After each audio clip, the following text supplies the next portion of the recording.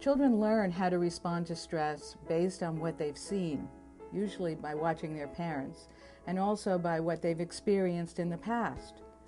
Most stresses experienced by children may seem very insignificant to adults, but because children don't have a lot of experience from which to learn, a lot of the things they're experiencing are things that they've never experienced before.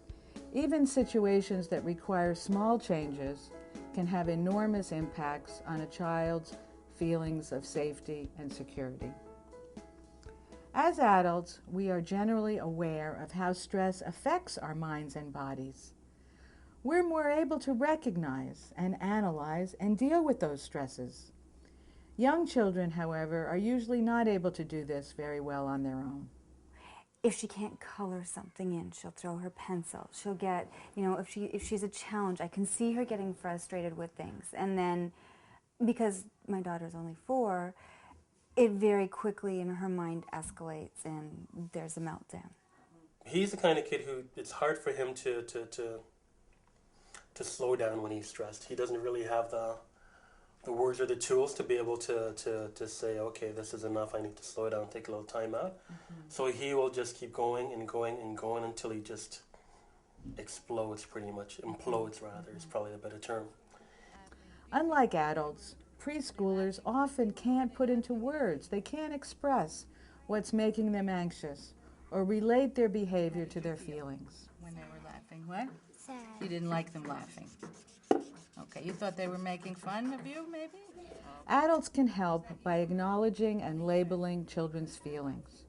You can teach the words for a range of feelings beyond the usual happy and sad. You can teach them anxious, nervous, scared, surprised, angry, disappointed. Putting words to things actually makes us feel better. Because they often don't have the language skills to express their discomfort, children under stress may act out their feelings. They could have tantrums, whine, or isolate themselves. They might act stubborn, display a lack of patience, or have trouble concentrating. They might even talk about physical problems such as headaches, stomach aches, soreness, or a lack of energy. Often the symptoms of stress in children are seen by others as behavior problems. To get to the root of what's causing the stress, parents and caregivers need to observe their children carefully. Look at their daily routine. Ask them, how are you feeling? What's worrying you? What's upsetting you? They may be able to tell you. You might see a change in your child's typical behavior. For example, if they normally have lots of energy, now they may have become more lethargic. Or it might be the opposite. A child might become more active and more intense in a very stressful situation. If your child already tends to be a little sensitive, he or she might become more so than usual. Acting withdrawn or not wanting to join in can also be a sign of too much stress. I know that my daughter is stressed when she throws little tantrums, she cries for maybe no apparent reason. You can even just sort of see it a little bit in the way she responds slightly irrationally to things. Like adults, children can experience stress as eating and sleeping difficulties or physical discomfort.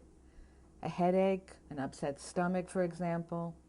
And while many preschoolers have comfort habits like thumb sucking or playing with their hair, when they have too much stress, these habits can intensify. So with my 3 children, the oldest one, I can tell that he's stressed when he's saying, "You're yelling at me." Because he yells. He thinks that I'm yelling when I'm giving him instruction, but really it's too many instructions at the same time when you're trying to get out the door in the morning.